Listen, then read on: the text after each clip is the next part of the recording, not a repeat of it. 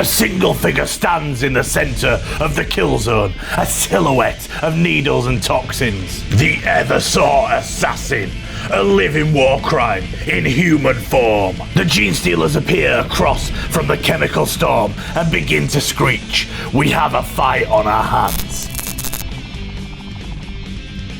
Each competitor will face endless waves of Genestealers with only their raw stats and abilities as well as their faction rule. No enhancements, no stratagems, and no detachment abilities. Today's challenger is the Eversor Assassin, ready to spill some blood with an executioner pistol and a power sword and neuro gauntlet combo. His faction ability is useless, but his overkill ability will be very nice when he's on his last legs.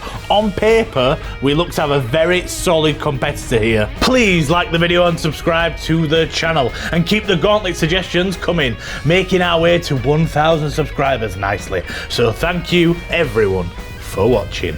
Check out the Patreon and Discord in the video description and let's begin. The Eversor quickly snaps his pistol off in a blur of motion. 2 hits and 2 wounds make sure that a Genestealer collapses before it even understands that it's been targeted. Then a streak of motion and he's away, charging full speed into the oncoming Genestealers. Rapid slashes exterminate 4 more Genestealers and the first wave is evaporated in a storm of hyper-accelerated strikes. The Eversor Assassin's heartbeat hasn't even increased, and the bloodbath continues for the next 2 rounds easily. No rest for the wicked, and after a couple of easy rounds, the Eversor's gunplay comes in handy once again. 5 wounds are dished out from the barrel of the gun, but 3 saves are made, and so only 1 Genestealer dies. Unhappy with the outcome, the assassin charges in. He carves up 3 more Genestealers. The sustained hits are really helping his chances today. But that means 1 Genestealer is left, and it sneaks up behind him, coiled and ready to strike.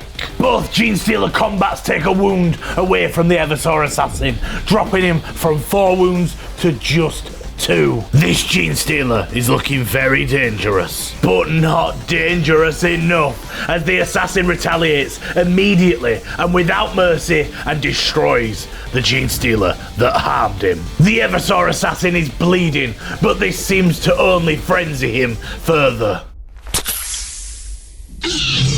The Eversor gives his Vindicare colleague a run for his money and dispatches 2 Genestealers with his shooting this round. He then tears into the cluster and deals out 4 wounds, but 2 of these are saved, and so only 2 more Genestealers are torn apart. A familiar situation as the remaining Genestealer slashes away, causing 3 wounds, and this could be the end of the Eversor. Not today, as 2 saves are made, dropping him to only 1 wound. He fares better the next go, as the 2 wounds inflicted by the Genestealer are dodged and weaved, leaving the Genestealer open to a counter-attack. And that counter does indeed arrive, with the Eversor absolutely demolishing the alien, crushing him with 7 unsaved wounds. The Eversor is on the brink, but he's still fighting like a madman. The Eversor Assassin realizes he's not long for this world and pumps himself with a delicious drug cocktail. The wicked concoction floods his system and enhances his speed and ferocity. The ability looks to be coming good already, as his shooting deals out a paltry 1 wound, which doesn't even make a dent in the Genestealer's battle line. A hellstorm breaks loose very quickly after this though. 3 extra attacks and 2 sustained hits means that 12 wounds are inflicted on the monsters, and the group is flattened when they're not able to make even close to enough saves. Only 1 wound remaining, but the assassin is a blur of unstoppable momentum. The Eversor Assassin is coming down from his high this round, and his shooting suffers as a result. 2 gunshot wounds inflicted, but they're both saved easily as the Genestealers edge forwards. However, before they're able to approach too closely, the Eversor Assassin moves in and cuts 3 of them to ribbons with his angry druggy claw. 2 Genestealers remaining though, which is not good for a man sitting on 1 wound. The Genestealers surge together as they inflict 4 massive wounds on the Eversor. He'll be lucky to survive this. But miraculously he does, and all 4 saves are made, and he'll be able to hit back from here. But before that, the Genestealers strike again, and 3 wounds this time.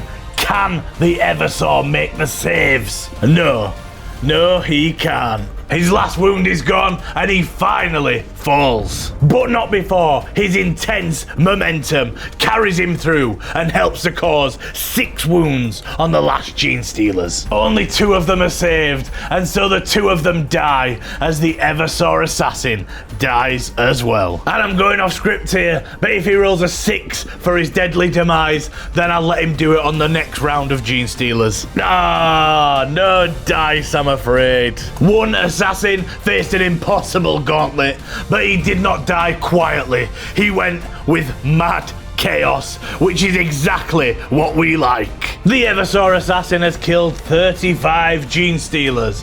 An alright result really, but I did think he'd get more. It was very much a glass cannon. But where does that place him on the leaderboard?